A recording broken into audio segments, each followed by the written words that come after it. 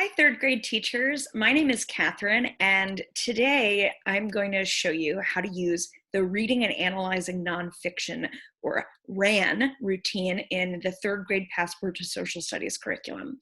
And I hope by the end of this video, you will understand the purpose behind the routine and get to see some sample lessons and how you can follow up after you've used the RAN strategy. So, what state standards does the RAN strategy cover when you teach it in social studies? Well, it helps students recognize and use different forms of evidence to make meaning. And it really, hones deeply on interpreting and using evidence when looking at different sources. So you might not realize this, but your students have been using the RAN strategy since kindergarten. It just looked a little different. And you might think this looks really familiar. It looks kind of like a KWL chart. Well, it is in a lot of ways similar to a KWL chart. It just builds on it in a really nice and interesting way. So why might you want to use this strategy? I'll tell you. The RAN strategy helps children activate their prior knowledge on a particular topic. It's a really systematic way to engage your students in evaluating their thinking. So it helps them to either confirm their ideas or it can challenge misconceptions that they may have. Another thing that I think is really fabulous and is a reason why I use the RAN strategy with my students is that it helps students have ownership over their research and their inferences. On top of that, it requires them to employ text evidence or evidence from other sources to back up their claims. Lastly, it's a really clear way to organize new information and wonderings that can help guide future exploration. So when might you use the RAN strategy? This strategy is great for the start of a lesson or a unit. You can do it either synchronously or asynchronously. Again, similar to how you might have used a KWL before. A good time to use the RAN strategy is also when you know that students have some background knowledge or misconceptions, and you want to either activate their background knowledge or start to challenge some of these misconceptions. And the RAN strategy is also great as an assessment to determine what students might know about a topic, to see how they analyze a primary or secondary source, and to find out what questions they may have to guide further inquiry. And this strategy can be used, like I said, synchronously or asynchronously within a unit with the goal of discovering new information from a text or when students are researching a topic. So I'd like to show you a sample lesson that uses kind of a modified version of the RAN strategy. So this is from the unit, it's the case study of China. And the lesson objective is for students to begin the unit by analyzing images and build on their prior knowledge. So you start with children analyzing this image. This is an image of the Great Wall of China. Then you ask, why do they think this wall was built? And what's great about the RAN strategy is that you start with what children think. So it differentiates from what do you know is a fact, and it becomes what do you think is true.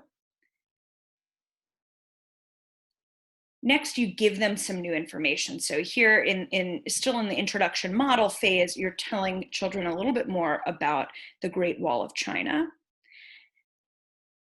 Again, you're asking them to begin to think about what they know. And now we see a modified RAN. What I think I know, new information I've learned, additional questions or wondering. So on the actual RAN chart, there are a few other columns that you could use. One that says, yes, I was right, where students confirm if what they thought they knew was true. And kind of like an, oops, my idea wasn't exactly true. But you also will have these three components: what I think I know, new information that I've learned, and additional questions and wonderings. Now, when I click, this is going to start to play, but you can save that for when you're teaching this lesson. And lastly, again, in this particular lesson, you have children think, okay, what did I find out? And this also incorporates another fun activity that happens in this lesson. So once you've used the RAN strategy, what can you do next?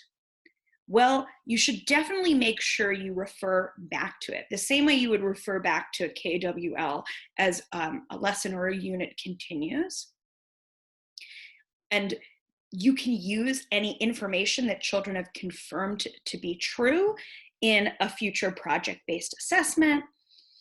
I would also suggest, once you feel really comfortable using the RAN strategy, try out some different groupings. Maybe have children work with a partner or in a small group, or you can model it as a whole group, as you saw in the sample lesson. And lastly, you can push their thinking a little further by using this particular strategy to evaluate maybe an author bias from a particular text, to evaluate author's point of view and intent. There's really, there's some pretty exciting options. I'm going to wrap this up by showing you what the chart looks like. So let's go over there together. So here is the RAN chart. And like I said before, you've got the what I think I know about blank, whatever topic you're looking at. Yes, I was right. This confirmed, my thinking was confirmed. No, my thought is not confirmed. I actually don't think that anymore.